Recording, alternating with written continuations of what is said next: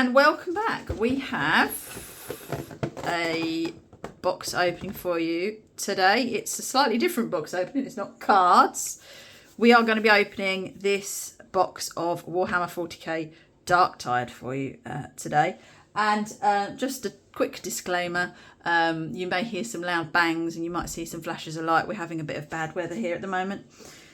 So what we're going to do is we're going to open the box, we're going to show you its component parts and have a chat through about it, basically. So what is Darktide? Well, for those of you who don't know, it is based on a video game, popular video game of the same name. And the premise is simple. We have a group of ragtag people been thrown together, a bunch of ragtags thrown together, and they've been thrown together to eliminate the plague of chaos and pestilence that has befallen the world. It's very similar in concept, I suppose, to a very popular DC comic franchise featuring such villains as Harley Quinn. So, I'm going to keep the box as reference. That's the back of the box. We're going to open the back of the box. Well, actually, we're going to open the top of the box. And I'm going to keep it for reference as we go along to have a look at bits and pieces. So it's a miniatures game, as you could have seen from the box. It features a variety of miniatures, obviously, needing to be painted. And other bits and pieces. So let's have a look. So here we are with our sprues of minis. We have some poxwalkers, which I'm assuming are the nice green coloured Gribblies, which makes sense. But there's also bits and pieces for other people in your army. We have, what's this? Oh, how nice, a poster. Oh, lovely. That seems a very pointless waste of time. That is our bases for our miniatures. We have our dice, of course, very important. We have some cards, which are operative data cards. We have equipment cards. We have upgrade cards and activation cards.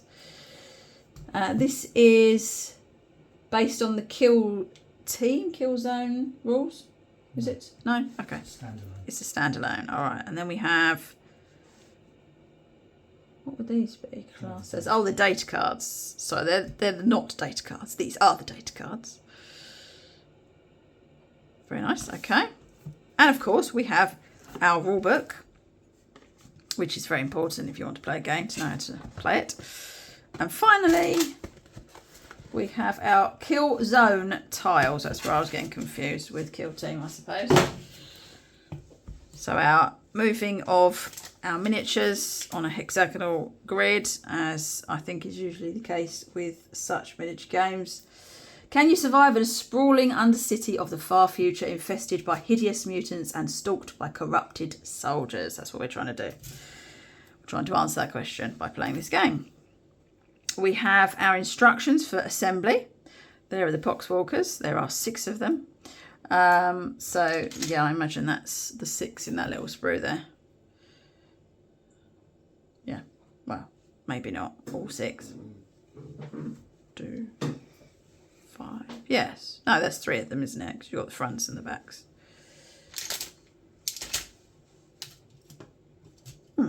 Anyway,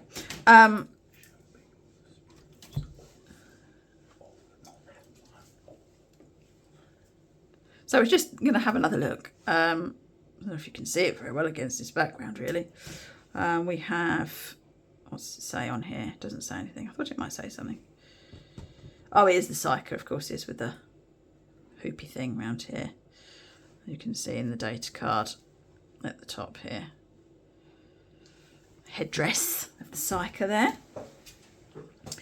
We have someone with a big gun. That would be the Zealot. Obviously, I don't have a data card for that available because it's in the pile, sealed with the others. We have lots and lots and lots of bits. Is that Ogrin? I don't see a head. It's the last 2. Oh, apparently there are 2 on here. Right, and then we've got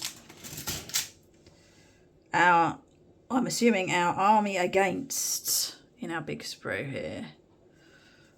Got some nice detailing on some of the backs. I should imagine these would be a bit of a pain to paint.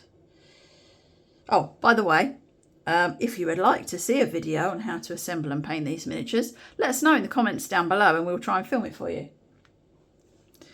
Okay, I'm going to put those to one side, and that's about it really, I think, unless we open this, which we're not going to because we want to keep it sealed, don't we?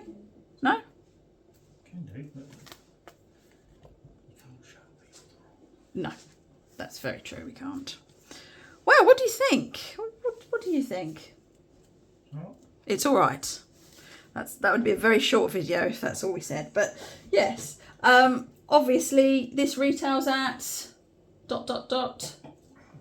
We don't know what it retails at. It's obviously a Games Workshop property, so it won't be that cheap. I think it was between 70 and 90, depending on where you shopped. Okay, so we're quick thinking. It's about between 70 and 90 pounds, depending on where you obtained it from.